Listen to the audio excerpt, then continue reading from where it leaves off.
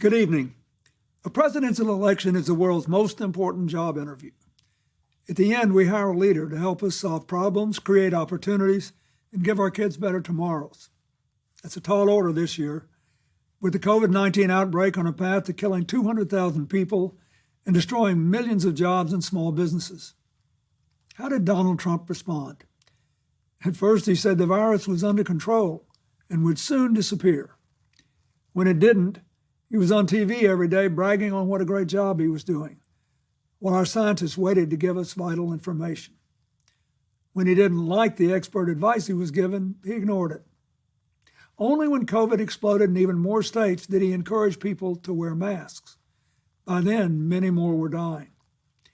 When asked about the surge in deaths, he shrugged and said, "It is what it is." But did it have to be this way? No.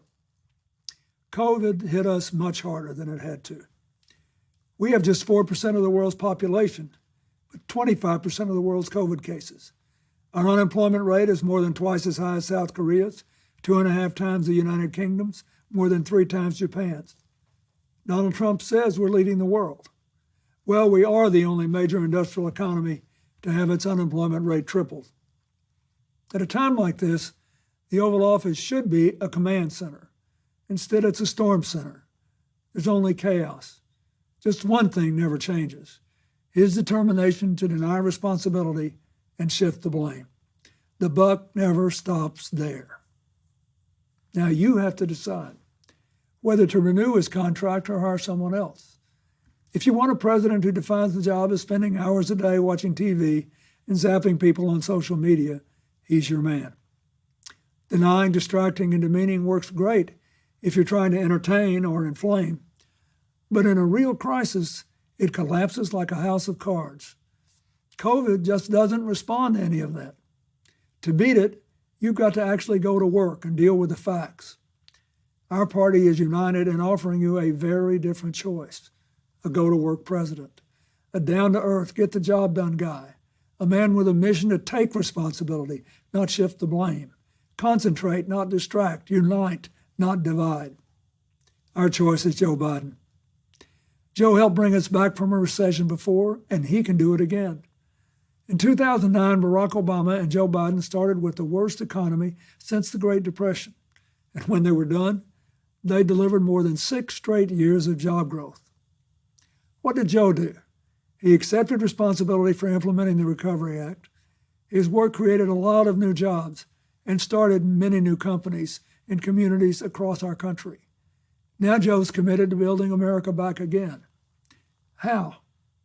He's given us smart, detailed plans to invest in areas vital to our future: innovative financing for modern factories and small businesses, good jobs in green energy and conservation to combat climate change, a modern infrastructure that brings small town and rural America the connectivity and investment others take for granted, and a plan to ensure that Black Americans, Latino Americans, Native Americans, women, immigrants, and other communities left behind are full participants in our economy and our society. Joe Biden wants to build an economy far better suited to our changing world. Better for young people, better for families working and raising their kids, better for people who lost jobs and need new ones, better for farmers tired of being collateral damage in trade wars, better for workers caring for the sick, elderly, and people with disabilities. Better because of a living wage and access to affordable higher education and health care, including prescription drugs. And to child care, a secure retirement, and for the first time, paid family and medical leave. Joe won't just put his signature on a check and try to fool you into thinking it came from him.